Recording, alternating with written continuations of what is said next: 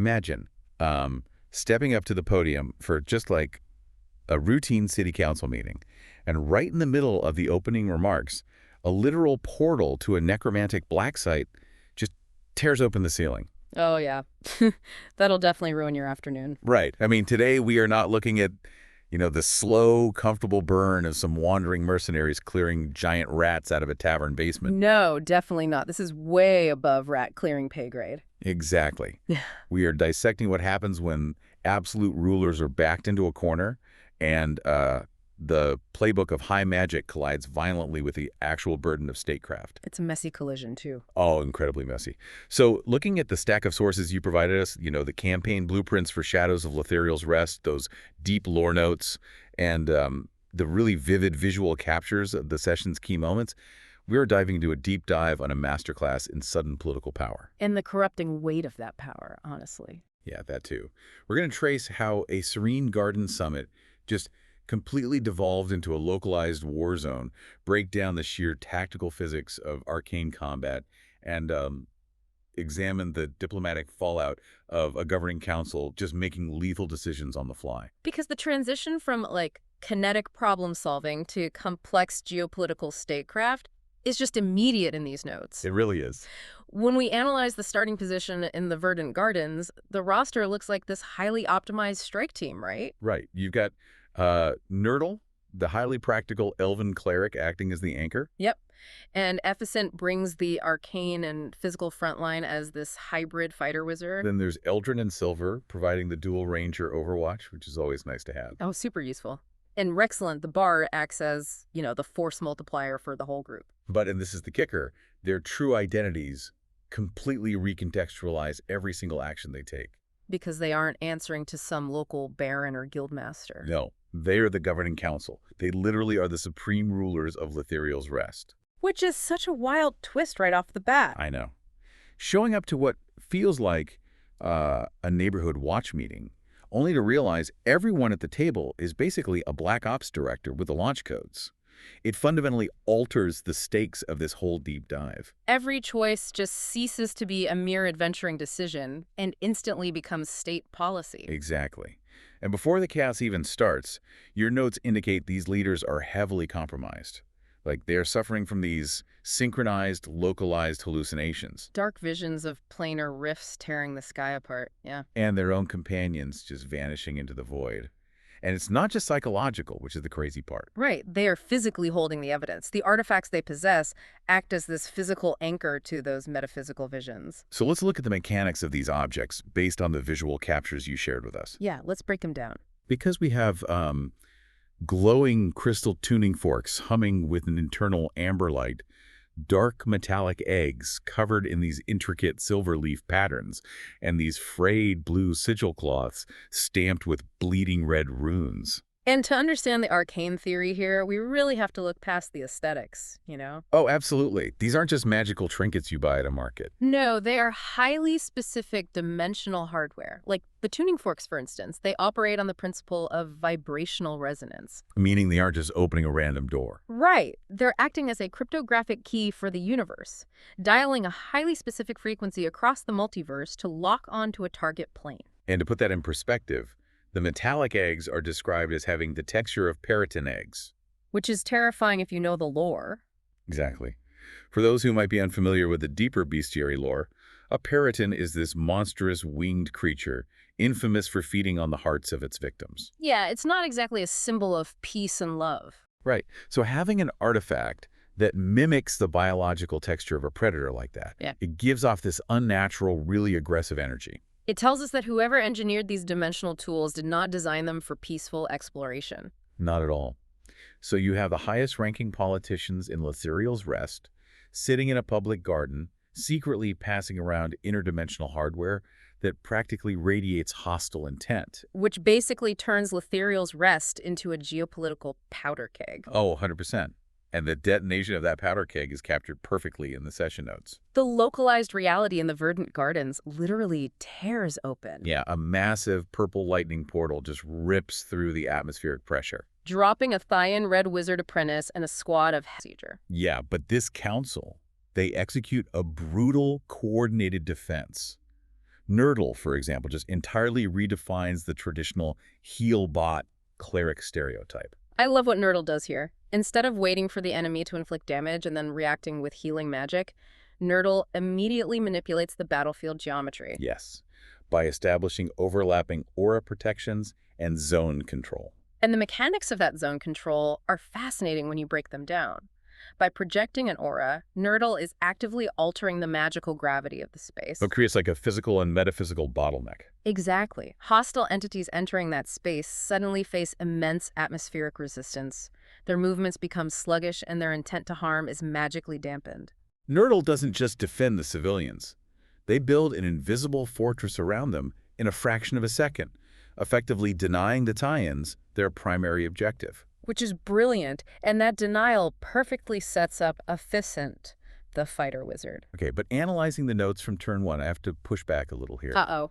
What did Efficient do? Efficient steps to the front line and immediately detonates a massive fireball. Oh, right. The fireball. Yeah, dropping a weapon of mass destruction in a public garden filled with your own civilian workers. That feels like a catastrophic failure of leadership to me. It sounds bad on paper, I'll give you that. I mean, the thermodynamic shockwave alone could have vaporized the very people they're trying to protect. Utilizing a high-yield explosive as an opening move in a hostage situation seems like the literal definition of reckless escalation. Well, okay, but hear me out. Analyzing the blast radius and the immediate aftermath reveals the underlying tactical brilliance of that escalation. Brilliant. Okay, sell me on it. Think about it. The Thayan forces are disciplined, heavily armored, and hyper-focused on the civilians. Efficient understands the concept of threat generation. Like drawing aggro in an MMO. Exactly. To break the enemy's focus on the workers, Efficient has to instantaneously become a threat too massive to ignore. Okay, I see where you're going with this. By calculating the exact epicenter of the fireball to skirt Nerdle's protective aura, Efficient utilizes the shockwave not just as a weapon, but as this blinding distress flare. It forces an immediate recalibration of the enemy's tactical AI. Yep. The Red Wizard and the armored minions are forced to pivot their entire offensive capability away from the civilians and onto Efficient. Wow. Okay, it's a textbook shock and awe maneuver then. By presenting himself as the apex predator on the board, Efficient buys the civilians the time they need to scatter. Efficient essentially acts as an arcane lightning rod, just absorbing all the retaliation. That is actually incredible synergy between Nerdle and Efficient. Right. And combining Efficient's frontline tanking with the suppressive fire from Eldrin and Silver, plus the bardic force multipliers from Rexcellent, the Council completely overwhelms the incursion. The Thayan wizard suffers catastrophic magical feedback and is knocked unconscious, prompting the remaining armored minions to just throw down their weapons and surrender. The combat execution is flawless. It is. But, surviving the ambush merely opens the door to a much darker crisis. Yeah, the post-combat reality check. Because kinetic warfare is straightforward. You neutralize the threat. But geopolitical statecraft, it's murky. The governing council has just taken prisoners of war on their own sovereign soil. Which is a logistical nightmare. Wandering adventurers might just strip the prisoners of their gear, tie them to a tree, and keep walking. Right, but governing councils do not have that luxury. Yeah. The captives are now a major diplomatic liability. And the interrogation sequence showcases this shift beautifully. Nerdle takes point here, employing magical persuasion to break the Thayan apprentice. And we need to categorize this properly, right? Magical persuasion isn't just asking nicely. Oh, no. It is arcane psychological warfare. Exactly. Nerdle is basically bypassing the prisoner's frontal lobe, dissolving their ego, and inducing a state of forced compliance. It's intense. The apprentice's mental defenses crumble, and the intel that spills out shifts the entire scope of the campaign. Because the intel is just horrifying. The sources reveal that Thay isn't just sending random raiding parties for territory or gold. No, Thay is a magocracy, a highly bureaucratic empire run by wizards, and they have established an industrialized, systemic operation to harvest local elves. They're physically extracting elven souls to fuel brutal necromantic experiments. Which begs the question, why elves specifically? Well, elven physiology and their innate connection to magic provide the answer. Elves live for centuries, meaning their souls possess this massive capacity for magical latency and resonance. So for a necromantic bureaucracy like, say, an elven soul isn't just a life. Right. It's a high-density, long-lasting battery. They are literally strip mining the population of Latherials' rest for infrastructure fuel. It's chilling. And discovering that your citizens are being harvested as an energy source forces the council into an immediate, profound moral crisis regarding the surrendered captives. Yeah, because Silver, one of the Rangers, vehemently opposes executing the prisoners. As they should. Right, and looking at the legal philosophy of the situation, executing unarmed, surrendered combatants on your own soil immediately shifts the council from victims of an ambush to perpetrators of a war crime in the eyes of any neighboring realm. It's a huge diplomatic risk. It has the distinct, bitter flavor of a kangaroo court. There is no trial, no due process.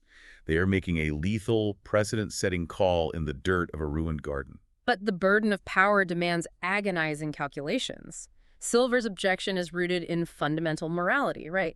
Killing an unarmed prisoner is inherently corrupting. But the opposing view on the council views the captives as active agents of a state-sponsored genocide. Releasing them allows them to return to Thay with actionable intelligence on the council's defensive capabilities. And imprisoning them requires resources and invites rescue operations that could endanger more civilians. Exactly. The council basically calculates that the security of the realm supersedes the moral purity of the rulers. And so the gavel falls hard, the hostiles are put down, executed summarily. Heavy stuff. Very heavy. But the cognitive dissonance of this leadership group really spikes in the immediate aftermath. Oh, you mean Rexcellent? Yes. Rexcellent, the bard, and a sitting member of the supreme government casually walks over to the executed Thayan wizard and claims the signature red robe as loot. The juxtaposition is just striking. You have the heavy, grim reality of state-sanctioned execution completely undercut by the petty, ingrained instinct of an adventurer claiming spoils. I mean, taking a Thayan red robe isn't just taking a piece of clothing. It's claiming the uniform of a hostile foreign power. Yeah, it's wild. It's the equivalent of a modern president walking off a battlefield wearing the general's jacket of the invading army because, I don't know, they thought the stitching was high quality. Right. And it raises a massive red flag for the future of this council. Silver is not going to experience amnesia regarding this event. The bedrock of their leadership is already fracturing under the weight of these compromises. But the narrative doesn't allow them a single moment to process the trauma because the interrogation intel suddenly aligns with the localized visions they've been suffering. Yeah, those abstract warnings suddenly crystallize into a localized, impending reality. Rexcellent shares the specifics of a deeply personal vision. A succubus emerging from the purple rifts, using charm magic to subdue their companion, Shalandra, and dragging her screaming into another dimension. So Thay isn't a faceless, distant threat anymore. They have a hostage the council deeply cares about. It's personal now. Very personal. Yeah. And this is where the meticulous tactical analysis from the garden ambush really pays off. Oh, definitely. Because during the chaos of the portal opening, a piece of physical evidence was dropped by the demon. And according to the session notes, it is specifically Efficient the fighter wizard who orchestrated that crazy thermodynamic shockwave who spots and claims this evidence. And Efficient claiming the object is a vital detail here. Efficient possesses the academic, arcane background necessary to immediately contextualize the artifact. Because the visual capture of this object is incredibly distinct. It is a striking piece of hardware. We are looking at a perfectly clear crystal pendant wrapped in delicate, intricate silver leaf motifs with a vibrant, glowing purple amethyst stone set directly in the center. At first glance, it just looks like high-end jewelry. Right, but Efficient's analysis proves it is anything but jewelry. The pendant is a localized dimensional anchor, effectively acting as a master key. Which completely alters our understanding of Thay's magical capabilities. They aren't wildly tearing unstable holes in the fabric of space. No, they are utilizing highly specific, mathematically locked dimensional pathways. They have built a magical transit system, and Efficient just acquired the security badge. Yes. It is the equivalent of finding a dropped encrypted keycard on a park bench, swiping it through a reader, and realizing it summons a direct high-speed elevator down into a heavily guarded, undead black site. That is the perfect analogy. And because Efeson understands the arcane physics of the crystal, they realize they don't just have a piece of evidence. They have the ability to reverse engineer the portal, Exactly. They can force the rift back open along the exact mathematical crease the succubus used. which culminates in the absolute cliffhanger of the Oh session. man, the cliffhanger. Efficient channels arcane energy through the amethyst, overriding the locking mechanism, and the rift tears back open just enough for the council to peer through. And the visual notes of what lies on the other side are pure nightmare fuel. Literally. Through the dark tear in space, surrounded by floating glowing runes, they see the interior of a ruined, oppressive chamber. The atmospheric capture makes the air look thick with necrotic decay. You can almost smell it. Undead zombies shuffle mindlessly in the gloom. Standing guard is a massive armored skeletal sentinel wielding a spear, towering over actual piles of bones scattered across the floor between dark altars and alchemical tables. But the most crucial, devastating detail lies in the periphery of that vision. Yeah. Chained to the stone walls, surrounded by the rotting infrastructure of the Thayan Empire, are captured elves. They are on their knees begging for rescue. It is the physical manifestation of the terrible truth Nurdle extracted during the interrogation. The council is staring directly into the engine room of the soul harvesting operation. And somewhere deep inside that necromantic labyrinth is Shalandra. The governing council is forced into an impossible tactical position. Defending the borders of Latherials' rest is no longer sufficient. No, they are staring down the barrel of a rogue, off-the-books rescue mission directly into the heart of a Thayan stronghold. When you step back and look at the trajectory of this deep dive, the arc of this single day is just staggering. Within a matter of hours, this group transitioned from sharing polite backstories in a sunlit garden to uncovering a massive interdimensional conspiracy. They executed a flawless defense against an arcane strike team, crossed severe moral event horizons by conducting summary executions on their own soil, and reverse-engineered enemy technology. And now, they are preparing to launch a preemptive invasion into enemy territory. The escalation perfectly illustrates the inescapable gravity of leadership. They are operating completely without a net, writing state policy with every spell cast and every sword swung. The stakes for Session 2 are astronomical. They possess the key. The dimensional pathway is unlocked. The next logical step is walking through the rift. But as we wrap up our analysis of these sources, we have to consider the bigger picture. Right, I want to leave you, the listener, with a lingering thought, a strategic blind spot that wasn't directly addressed in the notes, but one you absolutely must consider as you analyze the board for the next session. The ultimate trap of centralized leadership. Precisely. If the entire governing council of Latherials rest, the sole authority, the heaviest hitters, the absolute protectors of the realm, if every single one of them steps through that portal into a Thayan torture chamber to mount a rescue mission. Who is left behind to rule the city? Exactly. Who is left to protect the citizens while the government is fighting in another dimension?